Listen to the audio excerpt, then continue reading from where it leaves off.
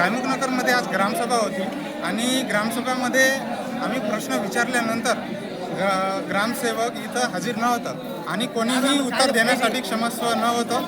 त्याच्यामुळे आज ग्रामसभा गायमुखनगरमध्ये स्थगित झालेली आहे आणि बहिष्कार झालेल्या येण्या तारीखला पुन्हा ग्रामसभा होणार. आम्ही आणि सगळे युवा जेव्हा तुम्ही मागं बघता सगळे युवा आहेत, सगळे युवा मिळून आम्ही पुन्हा प्रश्न विचारला. ग्रामसेवक हजर नसल्यामुळं आम्ही त्या ग्रामपंचायतच्या कर्मचाऱ्यांनी सांगितलं की आमच्या त्याच्या जाग्यावर आम्ही ग्रामसेवक नियुक्त केला.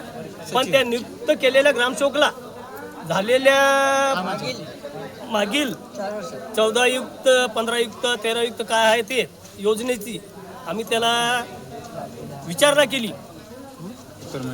फंड आला किती, खर्च केला कुठं, शिल्लक आहे का, तर मागील 4 वर्षाचा फंड हिशोब आम्ही देऊ शकत नाही बोलले.